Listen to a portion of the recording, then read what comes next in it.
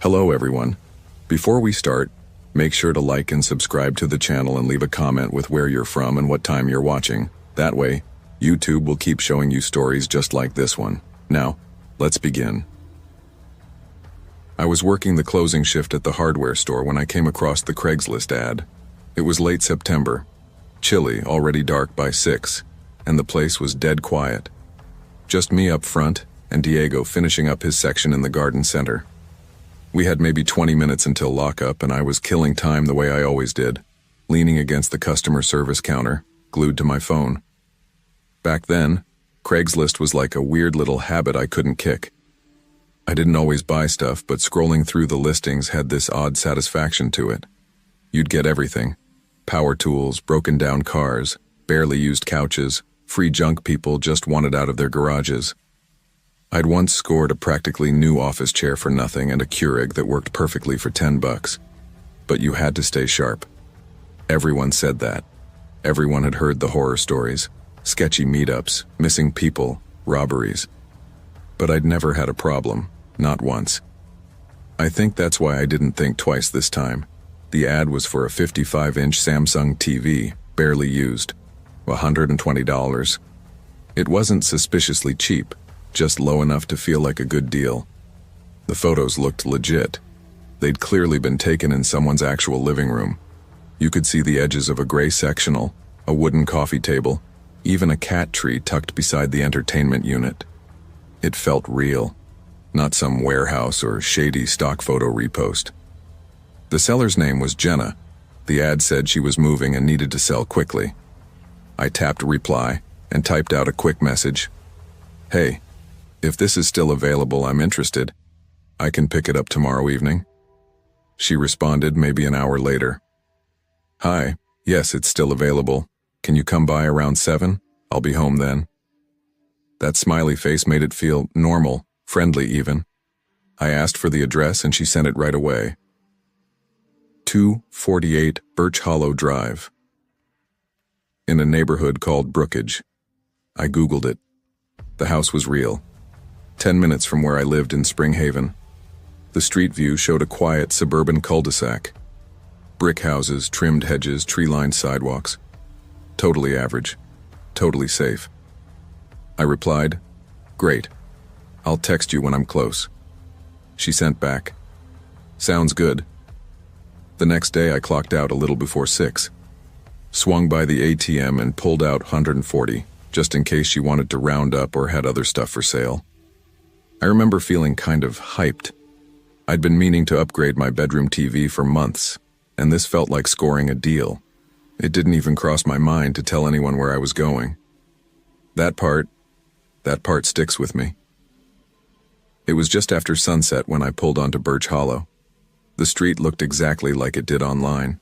Quiet, calm, warm porch lights glowing. Halloween decorations starting to pop up on some lawns. Fake cobwebs, plastic skeletons, a pumpkin or two. I found 2 on 48 easily.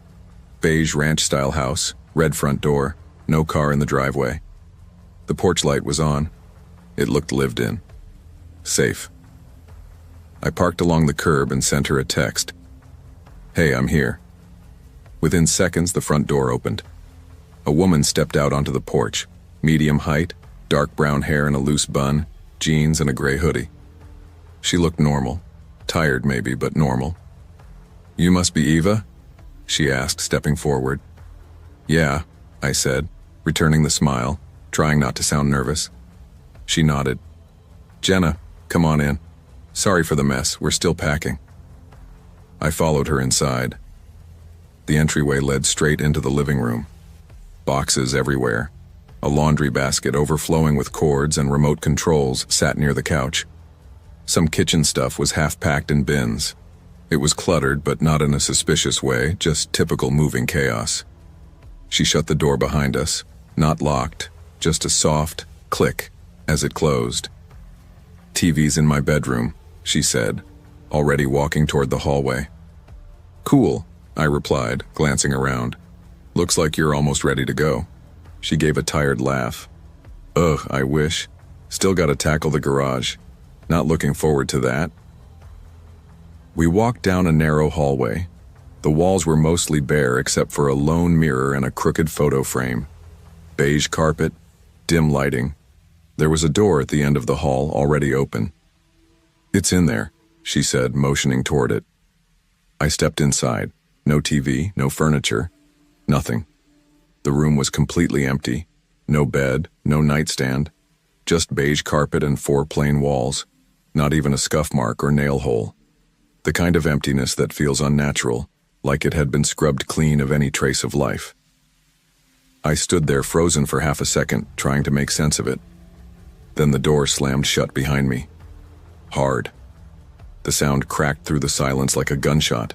A bolt clicked, loud, deliberate. My heart jumped into my throat. "Jenna?" I said, spinning around.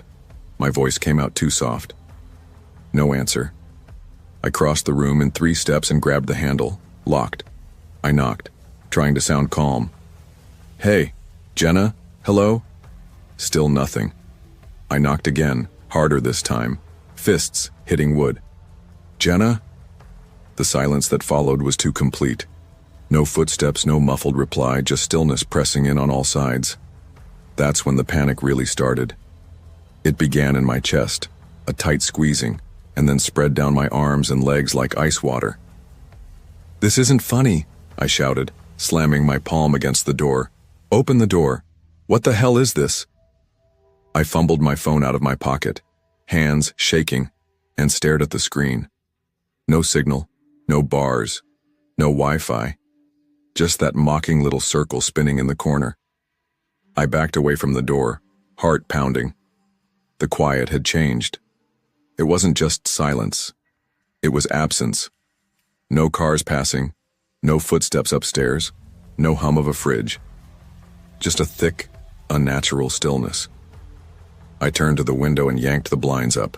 The glass was filthy, streaked with grime and fogged from the inside. I shoved both hands under the frame and pushed, but it didn't budge. It felt sealed, painted shut maybe, or locked from outside. My breathing was getting shallow. I went back to the door and pounded with both fists until my knuckles burned. I screamed. Then, I heard them. Voices. Muffled, low. A woman and a man. Not directly outside the door. Somewhere nearby. Maybe the living room. I pressed my ear to the wood. I could make out her voice. Jenna. And a deeper one. Him. I couldn't tell what they were saying. Just the rhythm of conversation. Calm. Too calm. "Hello?" I screamed. "Let me out!" No response. I don't know how long I sat there. 10 minutes. 20. I kept trying the handle, pacing, checking the window again and again. I scanned the corners of the room for vents, anything. My skin was damp with sweat. My thoughts were spiraling. Was this a robbery? A setup? Were they waiting for someone else to arrive? Then I remembered the alarm app on my phone. Even with no signal, that still worked. I opened it, scrolled past the gentle ones until I found the loudest, most obnoxious siren I had. Some high-pitched emergency alert tone. I cranked the volume all the way and hit play. The shriek filled the room instantly, bouncing off the bare walls like a fire drill.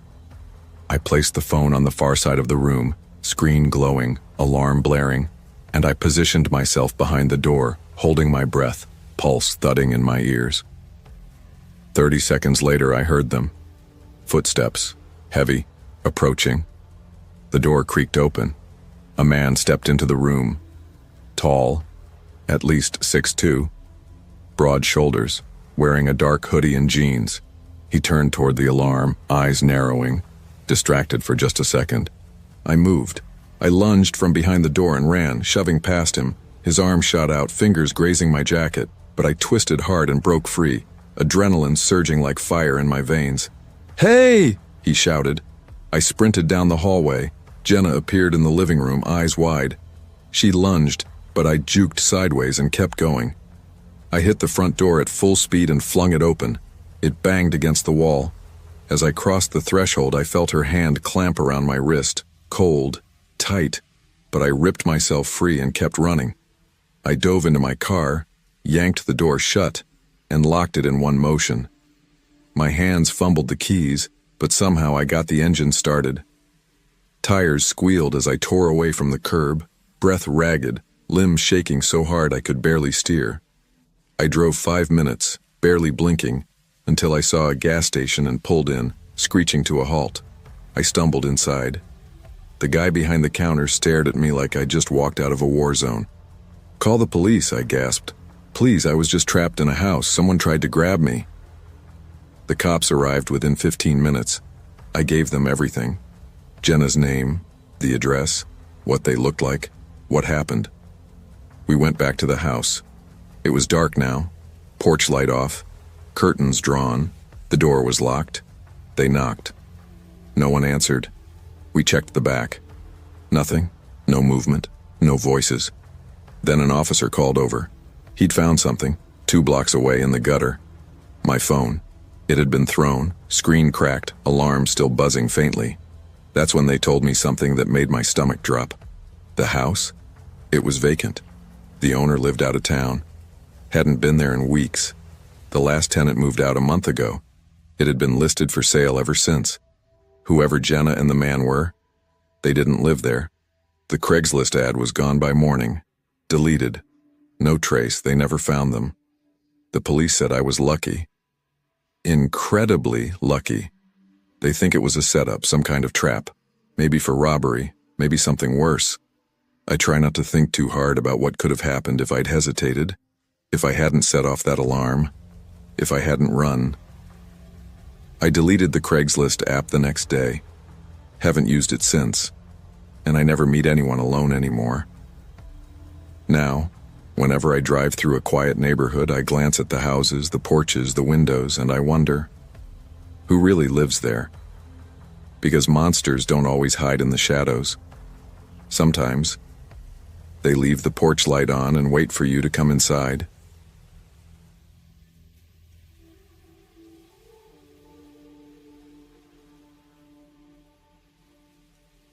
I've always been cautious about meeting strangers online, especially when money or expensive gear is involved. I guess it comes with the territory. I'm a woman in my late 20s, living alone in a medium-sized Texas city. I've read too many Craigslist horror stories, heard too many podcasts about Facebook Marketplace deals gone wrong. You think it won't happen to you. But I've learned the hard way that even when you follow all the rules, things can still go sideways. I like to think I'm smart, vigilant. I never give out my home address. I only meet buyers during daylight, in public, well-trafficked areas. I always send someone my location, sometimes even share my live GPS. But when you're selling something valuable, sometimes your control over the situation slips, even if you're careful. I was trying to sell my Canon EOS 5D Mark IV, a solid DSLR I'd used for years in my freelance photography work. That camera had seen everything from backyard weddings to freezing sunrise hikes. It wasn't just equipment to me, it was a piece of my life. But I'd finally upgraded, and it had been sitting untouched on a shelf, quietly collecting dust. It still worked like a dream, with only a few scuffs from wear. I figured I could get $200, maybe more if someone knew what they were buying. I didn't want to deal with shipping, too many risks. So I posted it on Facebook Marketplace. I uploaded sharp high-res photos, wrote a clear, honest description, and laid down ground rules. Canon EOS 5D Mark IV, excellent condition, body only. And $200 firm. Serious buyers only. Public meetup, daylight hours, cash only. Didn't think I'd get a bite so fast. But within 12 hours, my phone buzzed with a message. "Hey, is the camera still available?" I replied right away. "Yep, still available. In person only. Cash only." Messages rolled in after that. Then this one. "Cool. When can we meet? I work nights, so I'm free late." I hesitated. "Red flag," I replied. "I prefer daytime meetups. It's just safer. I get off at 10 p.m. Can we meet then? Maybe the Oakage Shopping Center lot? It's well lit, open 24/7. Oakage, I knew it, about 15 minutes from my apartment. The place was busy during the day and still had some foot traffic at night. I'd done a couple of late pickups there before. Not ideal, but not totally off limits either. I thought it through. The guy had been polite, consistent. I was the one selling. I couldn't afford to be too picky. Okay, tomorrow night. 10:30 p.m. Let's meet by the entrance near the fountain. It's well lit and has security cameras. Sounds good. I'm Mike. I'll be in a gray Honda Accord. I'm Emma. I'll be in a black Mazda CX-5.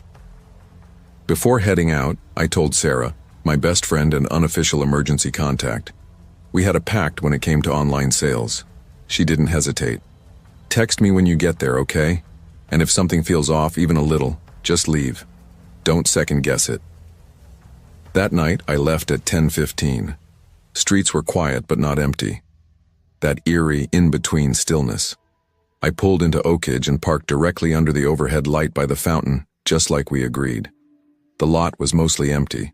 Only a few stragglers near a late-night diner and a glowing convenience store across the lot. I texted, "Here." Silence. I waited. 10 minutes passed. Finally, a reply at 10:40. "Sorry, got held up. Be there in 10. I sighed. Part of me wanted to leave, but I told myself this was just how selling worked. People ran late. I stayed in the car, scrolling through Instagram, one eye on the lot's back entrance. At 10:50, a gray Honda Accord pulled in from the rear entrance. It slowed and crept toward the lot, but didn't come to the fountain. It kept going and stopped near the loading dock, the darkest part of the lot. A chill ran through me. I texted, "You said by the fountain, right? I'm parked under the light." "Yeah, but it's too busy there. I'll come to you." But he didn't move. I stared across the parking lot. His car sat there, engine idling, windows tinted. No movement, no door opening. Just waiting. I felt my hands go clammy as something in my gut twisted hard. I shot a quick text to Sarah. "He's parked near the loading dock. Feels sketchy." Her reply was instant. "Leave now. Don't get out of the car." I sat there in the driver's seat, hands hovering over the steering wheel, debating. A part of me didn't want to seem paranoid or rude. I didn't want to lose the sale over something that might just be awkward timing or a miscommunication. But something wasn't right. My stomach felt tight, my palms slick with sweat. Then, movement. Two figures stepped out from behind the gray Accord. Not one guy. Two. Both wore dark hoodies, their hoods up, baseball caps pulled low over their eyes. The way they moved, slow, deliberate, immediately set off alarms in my head. One of them had a duffel bag slung over his shoulder. The other carried a bulky backpack. They weren't walking toward the fountain. They were walking toward me. My body reacted before my brain caught up. I started the car and hit the locks with a trembling hand. My thumb flew across the screen as I texted Sarah. "There are two guys, not Mike alone. This feels wrong. I'm leaving now." I reversed out of the spot, tires crunching softly against the pavement. That's when I saw it. The Accord pulled out too, slow at first, then accelerating, keeping its distance but definitely following. I tried to stay calm, telling myself maybe it was coincidence. Maybe they were just exiting the lot the same way. But as I turned onto the street, they turned too. No hesitation, no signal delay. I kept driving, trying to stay on main roads, well-lit ones, watching the car in my rearview mirror cling to me like a shadow. Then, ahead, salvation. Flashing red and blue lights lit up the darkness like a beacon. A police cruiser was parked outside a 24-hour convenience store, its roof lights casting reflections onto the surrounding glass. I didn't even hesitate. I pulled in quickly behind the cruiser, high beams on. The Accord jerked to a stop at the end of the block. I saw its brake lights flare, then the tires screeched as it spun into a U-turn and peeled off in the opposite direction. My breath caught in my throat. The police car was empty, but it didn't matter. The sight of it had been enough. I sat there, muscles locked, fingers gripping the steering wheel, heart thudding so loudly I thought I might be sick. Then I grabbed my phone and called Sarah. My voice shook as soon as she picked up. I was right. They weren't alone. They followed me. Are you okay? Where are you?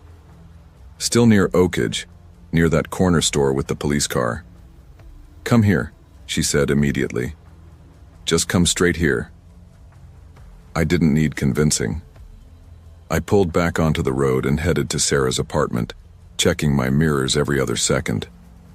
That night she made tea, wrapped me in a blanket, and sat with me while I tried to stop trembling. I barely slept. My mind replayed every second, every red flag I had pushed aside. The next morning I blocked the number and deleted the listing. I knew reporting it wouldn't amount to much, but I still submitted the suspicious number in exchange to Facebook Marketplace and filled out a tip on their reporting page. Then I called the non-emergency police line. They took down my statement, along with the number and a description of the vehicle and the men, but made it clear, unless there had been a direct threat or an actual crime, there wasn't much they could pursue. I understood, but it didn't make me feel better. Later that afternoon, I listed the camera on eBay instead. I added insurance, tracking, signature delivery, the whole package. The process took longer and the fees chipped into my asking price, but I didn't care. I wasn't willing to gamble again. That night, I stared at the dark ceiling above Sarah's couch, listening to the hum of her fridge and the distant murmur of cars outside. I kept replaying it all, the message, the late-night meet, the movement near the Accord, the way my instincts had screamed even before I could articulate why. It was the empty police car that stuck with me most. For a second, I had believed someone was there, ready to protect me, but no one had been. It had just been luck. The illusion of safety was enough to scare them off. That haunted me more than if the cruiser had been occupied. Since then, I've changed how I do things. I never meet buyers alone. I never meet after sunset. I always bring someone. Always. I share my live location, and if anything feels remotely off, I walk away. No item is worth my safety. No amount of money can buy back the gut feeling you ignored. The camera was just an object, metal, glass, and memories. But the night I almost sold it reminded me that danger doesn't always arrive with a warning. It's often quiet, polite. It wears normal clothes and speaks with perfect grammar. It waits until you're isolated, until you've reasoned away your discomfort, and then it acts. If you're ever selling something valuable, please stay safe. Don't compromise. Don't be afraid of seeming rude or overly cautious. Bring someone, meet in daylight. Trust your gut. Because sometimes it's not just about what you're selling. It's about what someone else is willing to take.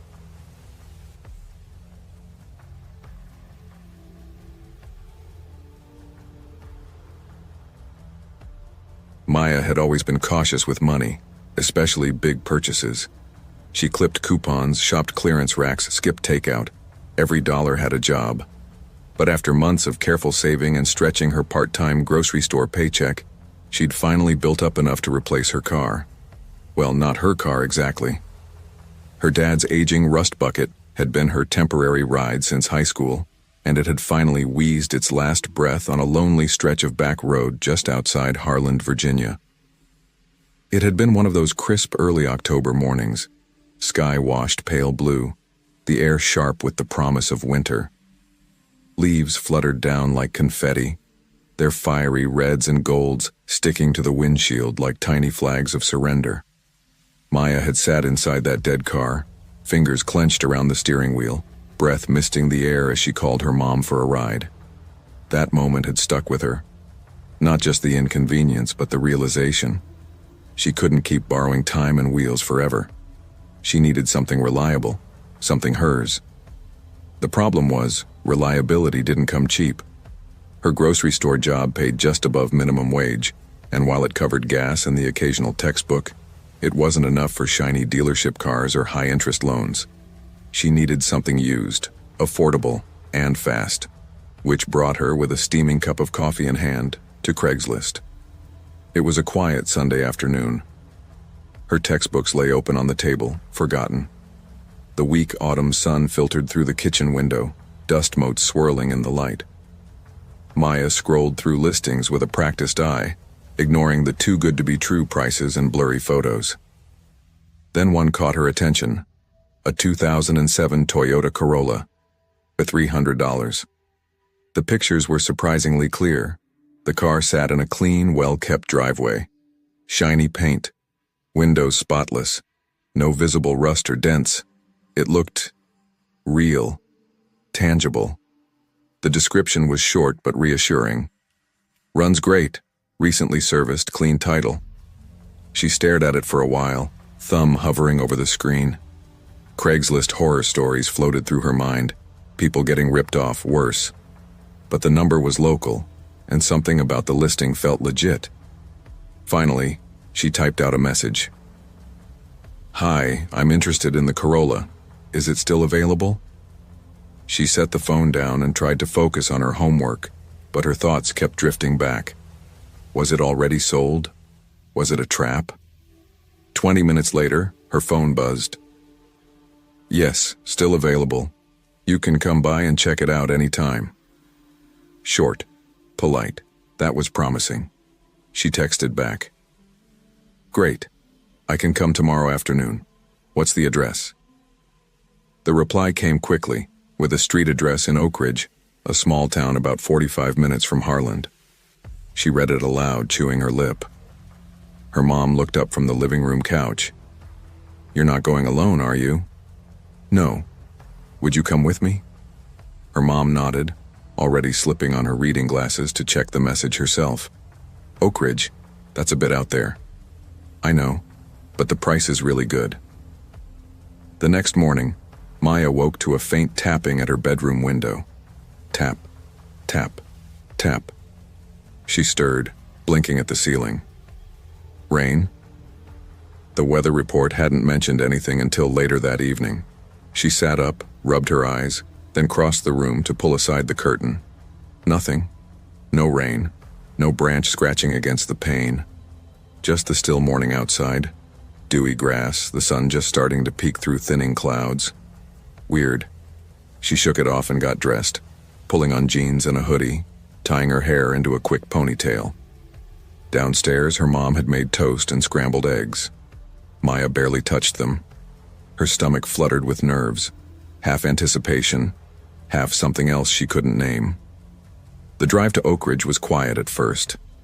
The road wound through hills and farmland, fields fading from summer green to winter gray. The trees looked like dying flames, their leaves drifting across the road in slow spirals. Maya stared out the window, trying to tamp down the uneasy feeling settling in her chest. "Still thinking about the car?" her mom asked. "Yeah," Maya said softly. "It just feels like a big step." "It is, but you've earned it." They reached the neighborhood just after noon. If the car had looked like it belonged in a tidy suburb, the house was something else entirely. The street was narrow, cracked, yards choked with weeds. A few houses stood boarded up. The one they pulled in front of looked tired, chipped paint, sagging porch, windows streaked with grime. Her mom cut the engine and looked over, eyebrows knitting. "You sure this is the place?"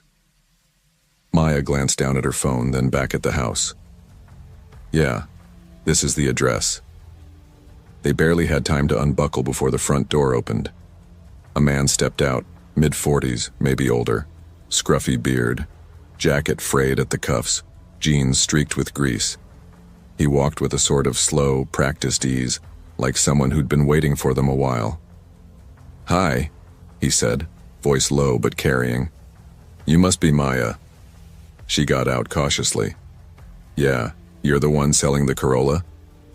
He smiled, lips stretching just a little too wide. "Yep, it's in the garage. This way." He motioned to the side of the house and started walking. Maya hesitated, then followed, her mom a few steps behind. As they rounded the corner, the man slowed slightly, just enough to end up behind her. She didn't like that.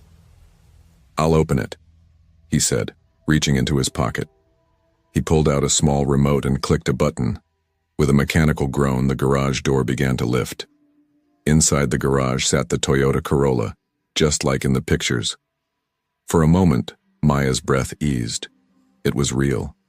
No obvious rust. The silver paint caught the afternoon light cleanly. The body looked solid. She circled the car slowly, examining the tires, the panels, peering through the window at the interior. Cloth seats, no stains. The dashboard looked untouched, almost too good. "It's clean," she said, almost to herself. "Told you," the man replied from behind, his voice low but steady. He hadn't moved much, just stood there, watching, that smile still fixed to his face, a smile that didn't quite reach his eyes. Maya nodded slightly, trying not to look unnerved. She turned back to the car, but something on the far wall of the garage caught her eye. A small folding table, half shadowed by the dim light overhead. It was cluttered, but what stood out were the photographs. She blinked. At first they didn't register, a dozen or so, all laid out in neat rows. She stepped a little closer, curiosity creeping past her hesitation. Then her stomach dropped. Ice poured down her spine. The photos were of her. Her, taken from outside her house, through her bedroom window, through the slats of her backyard fence. Some were zoomed-in shots of her face while she slept. Others showed her walking to her front door, getting into her dad's car, sitting at her desk. One image showed her brushing her hair in the reflection of a mirror, taken from outside her window. She staggered back, a choked breath escaping her lips. "What the hell?" she whispered. The man didn't move, didn't flinch. That grin only widened, his eyes glinting like they'd been waiting for this exact moment. "Where did you get these?" Maya's voice cracked barely above a whisper. Her fingers were cold, her chest tightening with panic. "I've seen you around," he said, tone disturbingly calm. "Figured you might like the car. Got it off a buddy a while back. He needed an upgrade, so I took it, fixed it up." Maya couldn't hear the rest. Her heart thundered so loudly in her ears it drowned out everything. She took a step back, then another. I have to go," she stammered. She turned, bolting toward the garage entrance. She heard movement behind her, quick, deliberate footsteps. "Hey, wait," he called. She didn't. She ran, almost stumbling, her fingers fumbling for the handle of the front door. It stuck for half a second that felt like an eternity, then gave way. She slammed it open, sprinted to the street where her mom waited in the car. She jumped in, yanking the door shut, locking it with trembling hands. "Drive! Now!" Maya cried. Her mom didn't ask questions. She hit the gas, tires crunching over broken pavement. As they sped off, Maya looked back. The man had stepped out onto the porch again, hands in his pockets, just watching them go. Back at home, Maya sat frozen in the passenger seat, shaking. Her hands were clenched in her lap, nails digging into her skin. "I'm so sorry," she whispered, her voice raw. "I didn't know. I didn't think someone like that would. I thought it was just a car." Her mom reached over, took her hand in a firm grip. "You did the right thing. You trusted your gut. You got out." Maya nodded, but her eyes stayed on the floor. The panic hadn't left. It pressed down on her, heavy and suffocating. She called the police. Her voice trembled as she spoke, repeating the details as clearly as she could. An officer came by within 20 minutes, taking notes, asking questions, photographing Maya's phone and the texts. Maya showed him the address and described the house in detail. They promised to patrol her street more regularly, told her to file for a restraining order. Then came the kicker. When officers went to the address, no one was there. Not only that, but the neighbors told them the place had been empty for months. The garage was bare, no car, no photographs, no sign of life. It was like he'd vanished, like none of it had ever happened. The realization hit Maya harder than she expected. It wasn't just that the man had been watching her. It was that he could disappear so easily, that he could slip in and out of her life without her even knowing he'd been there. She didn't sleep that night, or much for the next few. In the weeks that followed, she changed her phone number, installed new locks on the doors and windows. Her mom insisted on motion lights in the backyard and a security camera above the front door. Maya didn't argue. She stopped walking home from work. Stopped going out after dark, even if it was just to take the trash out. She never bought the Corolla. Instead, she scraped together a few $100 more and bought a used car from a certified dealership in town. It wasn't pretty. The paint was chipped, the seat stained.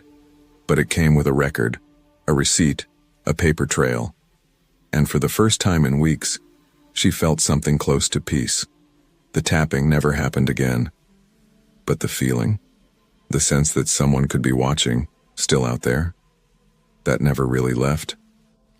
Every sudden noise, every unexplained creak of the floorboards, every flicker of movement just out of the corner of her eye brought it all rushing back. Not like a nightmare. Nightmares end when you wake up. This was different. This stayed.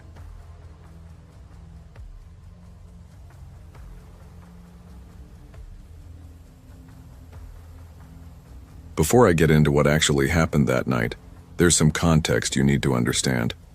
My name is Nathan Cole, and I live in a semi-rural patch just outside of Ashford, Oregon. It's not quite the wilderness, but it's definitely not the suburbs either. Around here, most folks have a couple acres to their name, maybe more.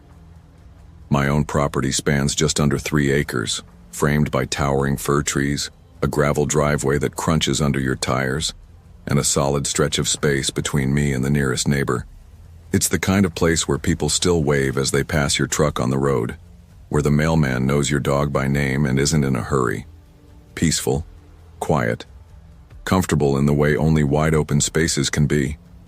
I live there with my wife Elena, but she wasn't home that weekend. She was down in Bend visiting her childhood best friend, like she does every fall. It's their thing. Apple picking, wine tasting, leaf peeping, the whole seasonal ritual.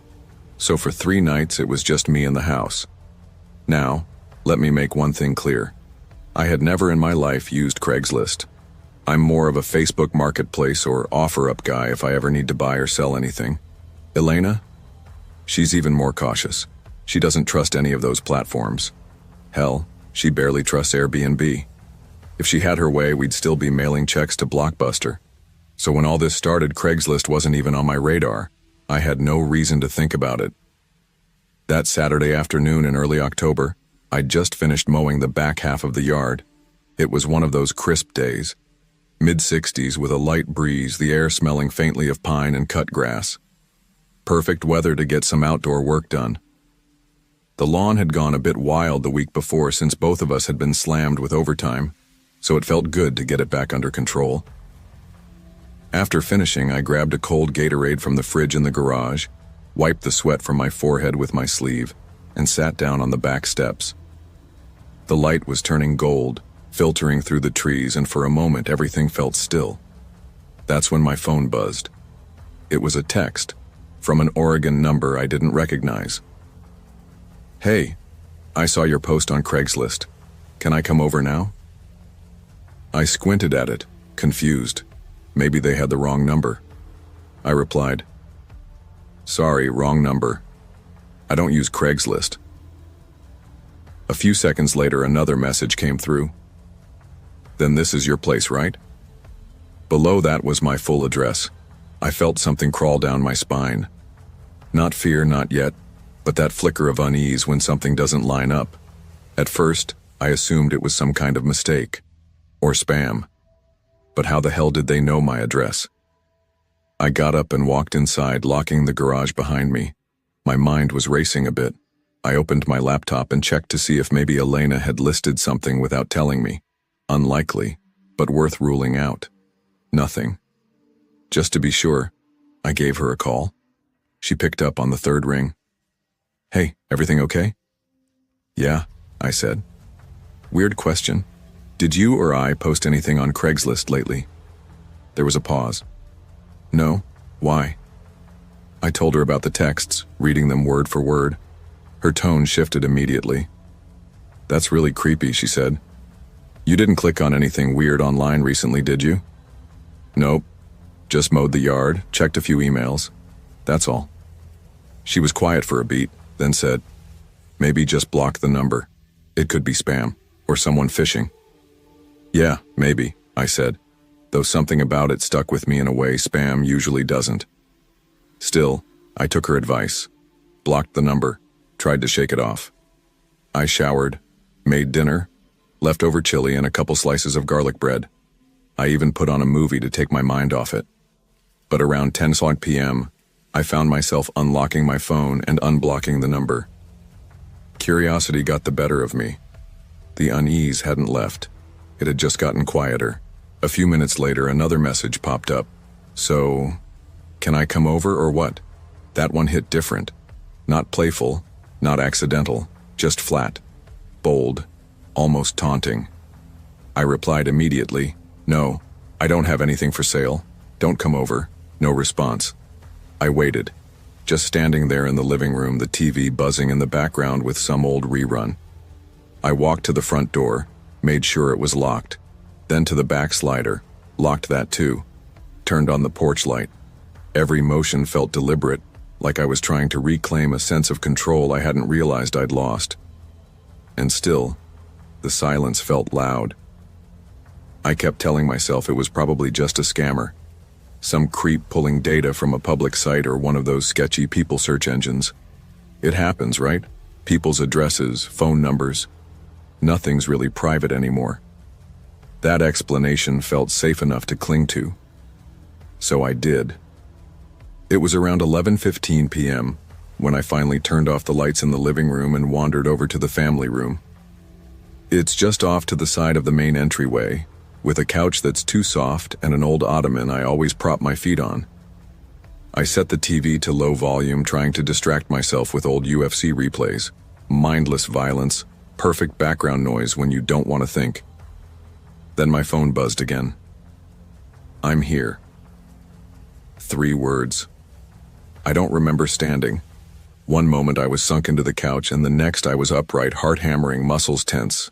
A sick, sinking weight dragged at my gut like I'd swallowed something heavy and wrong. My body moved before I could even think. I darted into the living room and yanked the curtain to the side. Nothing. No headlights in the gravel driveway. No movement. Just the black shapes of fir trees swaying gently under the dull orange porch light. My breath came shallow and I stepped back from the window, trying to make sense of the message. Buzz. Another text. Check the front window. I froze. Completely. My hands were suddenly cold, knees stiff. There was a sharp silence in the house, the kind that presses against your ears. I turned slowly, every nerve in my body screaming, and stepped toward the front window. I pressed my face close to the glass. And there he was. A man stood less than 2 feet from the window, just standing there, staring in. His face was pale, skin tight against sharp cheekbones, buzzed hair, and that smile. Crooked, forced, almost like someone told him what a smile was supposed to look like, but he'd never actually done it before. His eyes were wrong, wide open, too wide, like he hadn't blinked in hours. There was no light in them, no emotion, just vacancy. He didn't flinch when our eyes met, didn't move. He just watched me, as if this was what he'd been waiting for all along. I stumbled back and grabbed my phone with shaking fingers, dialing 911 as fast as I could. "My name is Nathan Cole," I said, trying to keep my voice steady. "There's someone outside my house, staring at me through the window. He has my address. He texted me. Please send someone right now." The dispatcher spoke calmly, asked me questions, told me to stay on the line and not engage. I backed into the family room, locked the interior door leading to the garage, and grabbed the old wooden baseball bat from behind the couch, a leftover from my high school days, never used for anything serious. I checked the front door again, still locked. I'd already double-checked earlier, but I stood near it anyway, gripping the bat like I actually knew how to use it. A minute passed, then another, and then I heard it. Footsteps outside, fast, light, like someone sprinting across gravel. I ran back to the window and looked again. He was gone. The dispatcher stayed with me until the police pulled into the driveway about 8 minutes later, though it felt like an hour. 2 squad cars, flashlights, uniforms. They moved quickly but cautiously, sweeping the tree line, checking behind the shed, walking the perimeter of the property. One officer even went down the road scanning the ditch and woods beyond. But there was nothing. No footprints they could find. No broken branches. No sign of anyone. Just the porch light buzzing and my pulse pounding so hard I thought I might throw up. I handed over my phone, showed them the messages. One of the officers took notes while the other asked about recent conflicts. Anyone I might have pissed off. I told them no, my job's remote. I barely leave the house during the week. Elena and I mostly keep to ourselves. No drama, no enemies. One officer speculated it might have been a prank, some teenager with too much time and access to public info. Another suggested it could have been someone scoping out the place for a burglary. Testing to see if anyone was home. But neither explanation made sense to me. The way that man just stood there, the texts, the timing. It wasn't random. It was deliberate. Personal. They told me they'd patrol the area over the next few nights and gave me a direct line to call if anything else happened. By the time they left, it was past midnight. I didn't sleep. Every creak of the old floorboards, every settling groan of the house made my body tense. I sat on the couch with the bat in my lap and checked the windows every 10 minutes like clockwork. But nothing else happened. No more texts, no sounds. Just silence and the low hum of my own thoughts clawing at the edges of my sanity. Elena came home 2 days later. I didn't tell her everything. Not right away. Just enough to make her cautious. But she's always been able to read me. She knew something was off the second she stepped inside. By the end of the week, I told her the whole story. We didn't waste time after that. We installed security cameras, motion sensor lights, upgraded every lock on every door and window. I even bought a handgun. I'd never owned one before, never felt the need. But something about seeing that man's face made me feel like I'd been naive. But the part that really stuck with me, what still creeps in when I'm lying awake at 3 a.m., came a week later. I was sitting in my truck, about to run some errands, when I saw I had a missed call from an unknown number. No voicemail icon, just the missed call. 10 minutes later, the voicemail came through. No text, just a recording. I played it on speaker. A man's voice, calm, flat, emotionless. You shouldn't lie online. People are watching. That was it. No name. No threat. Just those words. I haven't heard from him since.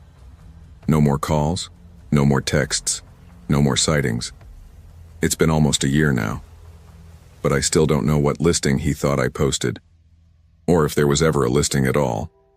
And sometimes when the night is too quiet, I wonder if the real question isn't what he saw online, but why me?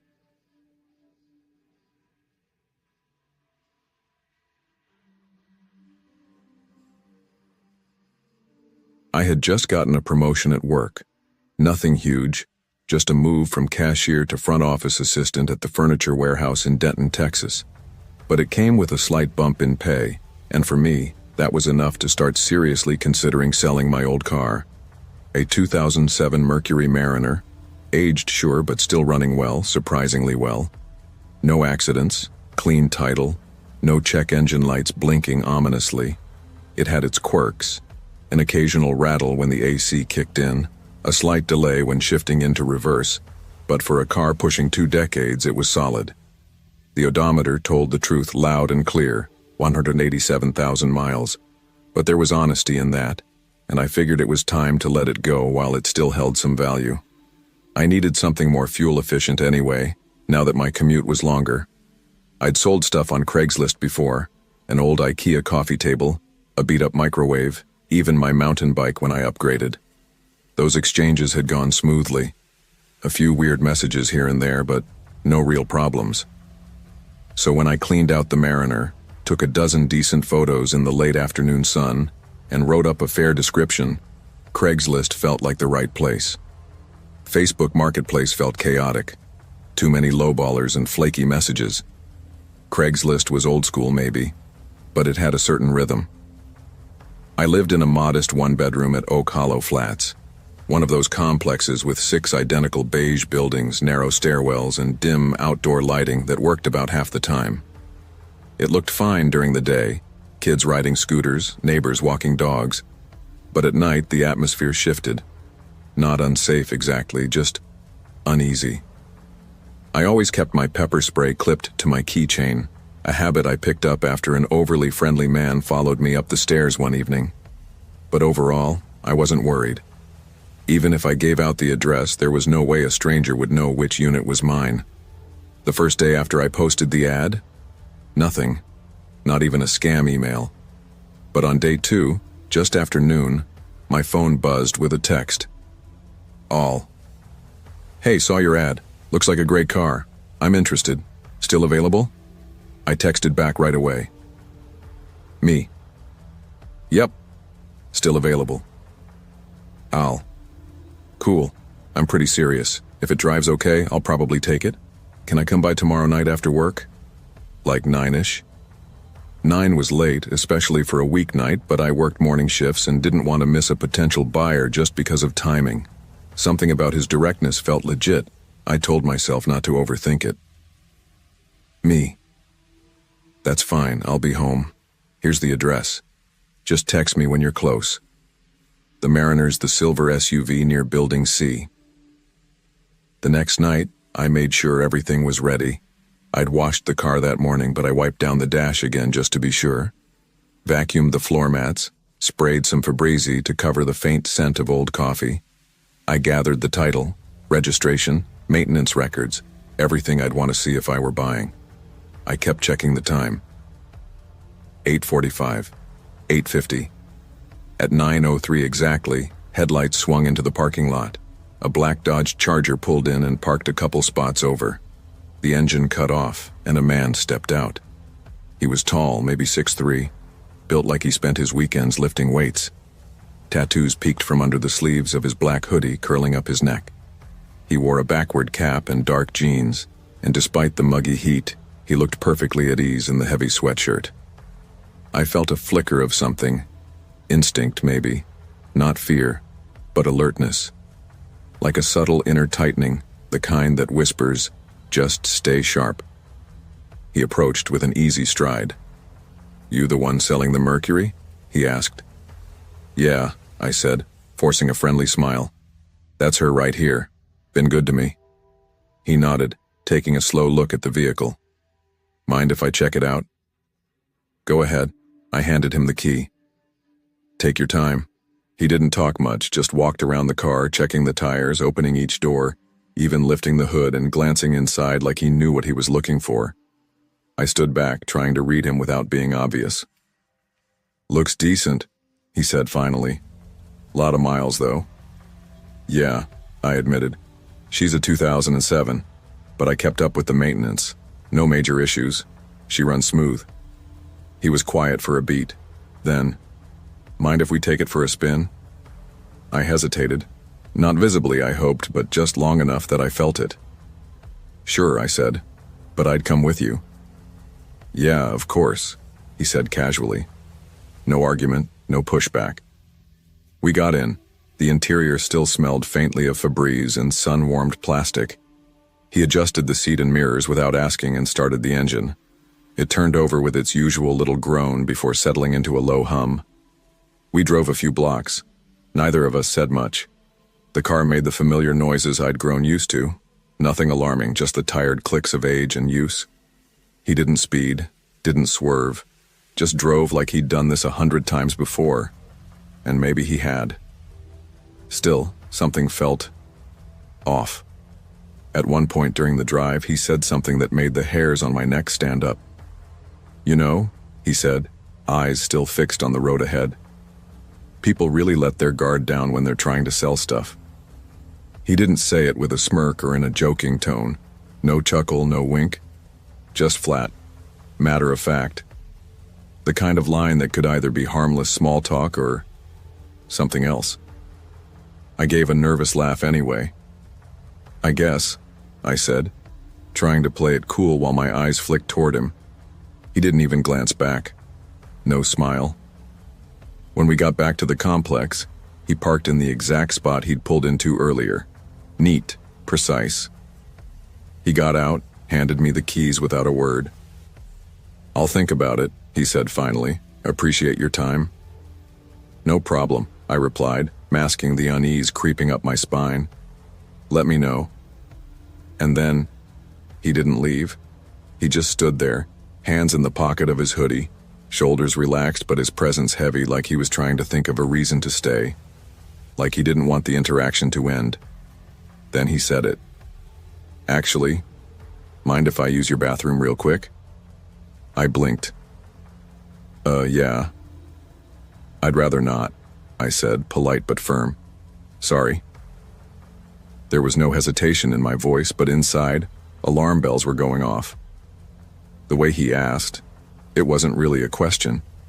It felt like he was just assuming I'd say yes, like he was already picturing stepping through my front door. I turned and started walking toward the building without waiting for a response. I didn't head for the side door, even though it was closer. Something told me not to. Instead, I took the longer way around to the main entrance where there were cameras and better lighting. I pulled the front door open and stepped into the lobby, glancing through the glass behind me. He was gone. I waited a few seconds, then took the elevator up to the 3rd floor. My heart was still hammering in my chest, but I told myself maybe I was overreacting. Maybe he really just needed the bathroom. Maybe that weird comment was just awkward timing. The elevator chimed and I stepped out. My apartment was to the left, at the far end of the hallway. I turned that way. That's when the stairwell door at the end of the hall creaked open. It was him, Al. He hadn't used the elevator. He'd taken the stairs. My stomach dropped. We locked eyes for a second, long enough to register surprise on both ends. Or maybe mine was fear and his was something else entirely. Hunger, intent.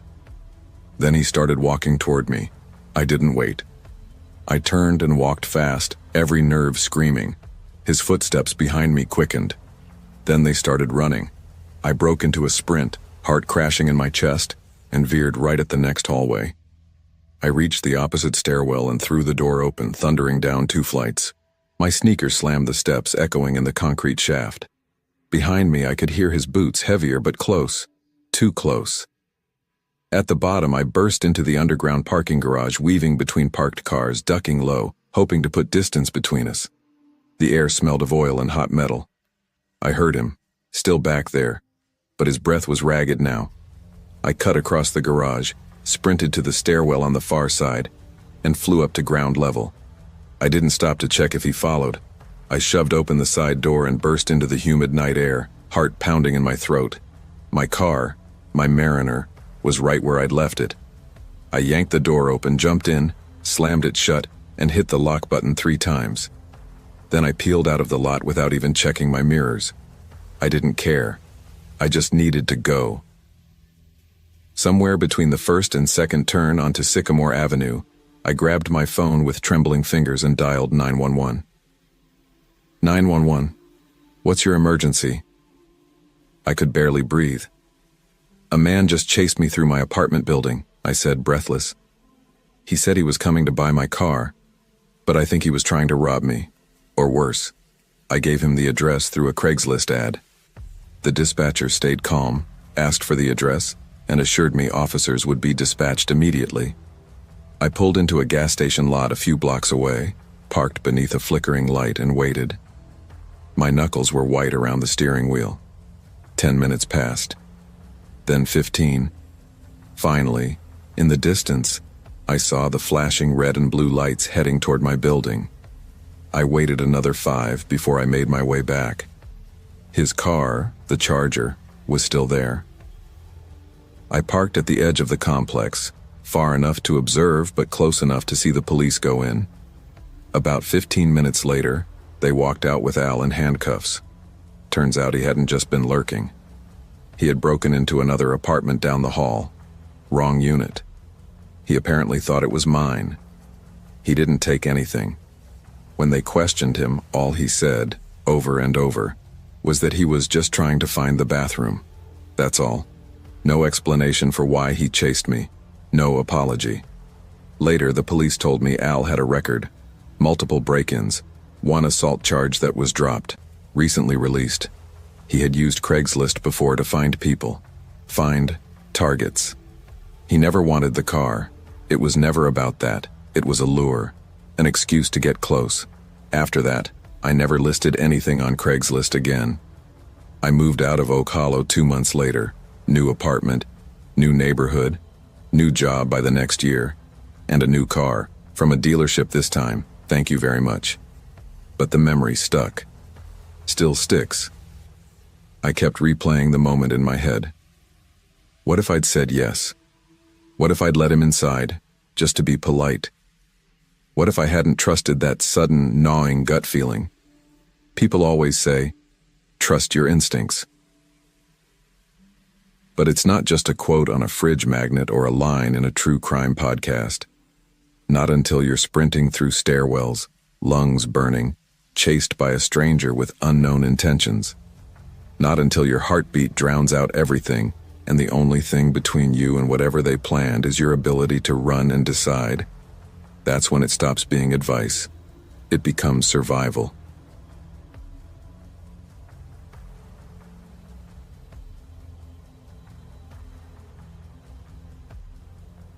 I thought I was being practical. After upgrading to a new phone, nothing flashy, just the latest version of one I already liked, I figured I'd offload the old one. It was barely 2 years old, still in excellent condition. No cracks, no sluggishness. The battery held a decent charge. I'd taken good care of it, always kept it in a case, never used it for heavy gaming. Honestly, it had become more of a backup than anything else. But I'm not someone who likes keeping clutter. At first I considered eBay or Facebook Marketplace, but Craigslist felt simpler, more direct. No packaging, no shipping, no transaction fees. Just meet, exchange, done. I'd used it a few times in the past. Sold a bookshelf, bought a used lawnmower. Low-risk, everyday stuff. This felt no different. I posted a short, clear listing.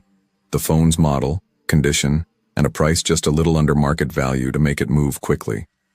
A few hours later, I got a text from a local number. "Hey, saw your ad for the phone." "Still available?" I replied. "Yeah, still up. Works great. Can meet today or tomorrow." The response came fast. The person introduced herself as Maya, said she was definitely interested and offered to meet the next day, suggesting we meet outside a coffee shop in Pine Creek Commons, a mid-sized strip mall about 20 minutes from where I live in Riverview, Illinois. She offered to meet halfway, which I appreciated. She seemed polite and no nonsense. We settled on 2 p.m. Didn't think anything of it. The next day I pulled into the lot. It was sunny, mid-afternoon, the place alive with the usual weekday activity. Cars in and out, people milling around with iced coffees, chatting outside the cafe. I scanned the area and spotted a woman sitting alone on a bench near the entrance holding a tote bag. Shoulder-length black hair, black hoodie, matched the vague description she'd given me. I got out of the car and walked over. "Hey, you Maya?" She stood up. "Yeah, you're here for the phone?" Her voice was raspier than I expected, like she smoked a lot or hadn't slept. She had dark circles under her eyes, not extreme, just worn, not alarming, just noticeable. Something about her seemed a little off, but not enough to raise alarms. I chalked it up to being tired or having a rough week. We didn't exchange much beyond that. I handed her the phone. She opened her Venmo app, sent the payment, and confirmed with a quick nod. "Appreciate it," she said, sliding the phone into her bag. "This'll be perfect. No problem. Take care," I replied. She turned and walked off without looking back. I went inside and grabbed a coffee before heading home. 3 nights later, around 11:45 p.m., my phone buzzed. Unknown number. "Hey, what's up?" I figured it was a wrong number and ignored it, but then another came in. "You don't remember me? LOL. Wow." Then, "It's Maya. The phone girl. I blinked at the screen for a second. I hadn't saved her number, but I still had our initial texts from Craigslist. I cross-checked it. Yeah, it was her. I replied, "Hey, just realized who this is. Everything okay with the phone?"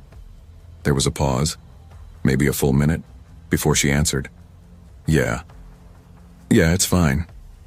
LOL, IDK thought you were cute. Thought we had a little moment. You single? I sat there reading the text twice. It was weirdly sudden. Craigslist exchanges aren't exactly breeding grounds for flirtation, and nothing about our interaction felt like anything more than a sale. I hadn't flirted, hadn't lingered. She was a stranger I sold a phone to. I didn't reply. About 10 minutes later, another message came through. You there? I could come over, we could hang, just chill, nothing crazy. Okay. Now it was officially uncomfortable. I typed back, "Sorry, I have a girlfriend. Appreciate it, but I'm not interested." That part wasn't true. I was single, but saying I had someone felt like the cleanest way to shut it down without being cruel. A minute passed, then another text. So what? I don't care, I'm not asking to marry you. God. Then fine. Whatever.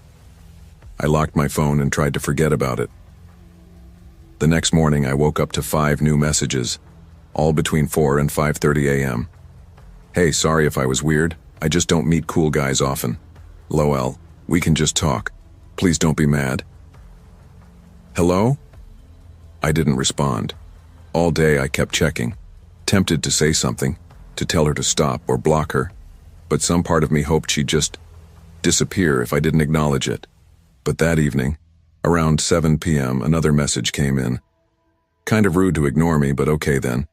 And something about the tone of that one made my stomach turn. You're like everyone else. Fake as hell. Hope your girlfriend cheats on you. That was the last straw. I blocked her number without hesitation. My hands were shaking. I tossed my phone onto the couch and tried to shake the weirdness off. Just some random, unstable woman. Block her, move on. That night, around 11 p.m., I was curled up on the couch halfway through a movie. Volume low, lights dim. That quiet, comfortable zone where your guard is down. Then came a knock at the front door. Not just a tap. This was hard, deliberate, and too confident. The kind of knock that says, "I know you're home. Open up." I froze. I live alone in a small one-bedroom rental. Not much to it. A little yard, a narrow living room, cheap blinds. The kind of place where a locked door feels more symbolic than secure. I muted the TV and stepped slowly toward the front window, careful not to make a sound. I peeked through the blinds. Maya.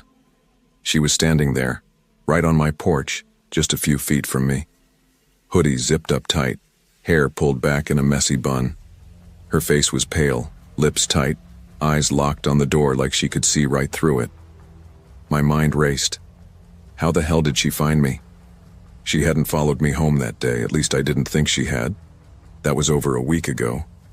My Craigslist ad didn't include my address, just my phone number. I hadn't given her anything else. I opened the door just a crack, the chain still in place. My heart thumped in my throat.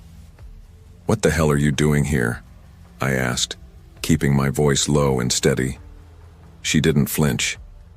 "You blocked me," she said, flat and cold. "Yeah, because you wouldn't stop texting me." "I just wanted to talk," she muttered. "You didn't have to be a dick." I felt a flicker of fear, rising fast. "Leave," I said sharply. "Now." Instead, she stepped closer and grabbed the door handle. I slammed the door before she could try anything and threw the lock. A second later, she started yelling, full volume, furious, unhinged. "Liar. Manipulative asshole." I backed away as she banged on the door, the frame rattling. Then, just as suddenly, it went dead quiet. I stood still, straining to hear. Footsteps. Then the sound of her running. I thought maybe she'd finally snapped out of it and left, until I heard the pounding on the back window. My stomach dropped. I turned and ran to the kitchen where a narrow window overlooked the yard. She was back there, moving along the rear of the house, slapping at the windows, trying the locks. Her face pressed close to the glass at one point, whispering things I couldn't make out. I bolted the back door and grabbed my phone. 911. The dispatcher picked up almost instantly. I gave them my name and address, told them there was a woman trying to break into my house. "Stay on the line with me," the operator said. "Police are on the way." Maya didn't stop. She circled the house, knocking on every window, jiggling handles, dragging her nails across the siding. I stood in the hallway, phone to my ear, watching her shadow move past the living room. "You're just like them," she hissed outside one window. "You think I don't see you?" She wasn't just mad. She was unraveling. The logic was gone. Whatever was left was pure obsession and instability. "They're pulling in now," the dispatcher said. I looked out the front window and saw the cruiser lights flooding my driveway. Maya saw them too. She bolted, but they were faster. 2 officers chased her into the backyard and found her crouched behind my shed. She didn't resist. When they cuffed her, she just started crying. They walked her past me, head down, sobbing, and asked if I wanted to press charges. "Yes," I said without hesitation. Later, I learned she had a history. 2 restraining orders in different counties, neither of which flagged locally. She slipped through the cracks. Nothing in her messages or behavior would have set off alarms in a casual Craigslist exchange. She came off quiet. Awkward maybe, but not dangerous. I had to go to court. Filed my own restraining order. She didn't show for the hearing. I haven't heard from her since, but here's the part that still keeps me up sometimes. A week after everything, I was mowing the lawn. Behind the garage, buried halfway under dead leaves, I found the phone. The one I sold her. Smashed. Cracked screen, like it had been hurled against the wall. She must have thrown it that night. Maybe out of rage. Or maybe it was a message. I honestly don't know. Drugs? Mental illness? Something deeper and darker? I never found out. All I know is it changed me. I started locking everything. Doors, windows, even interior ones. I installed cameras. Stopped using Craigslist altogether. Even today, years later, I still flinch when I hear a knock after dark, because Maya got within inches of being inside, and it could have gone so much worse. All because I tried to sell a phone. Thought I was being smart. So yeah, meet in public, stay alert. But more importantly, never assume normal means safe. Because sometimes the sale doesn't end with a handshake. Sometimes it ends with someone screaming at your window in the middle of the night.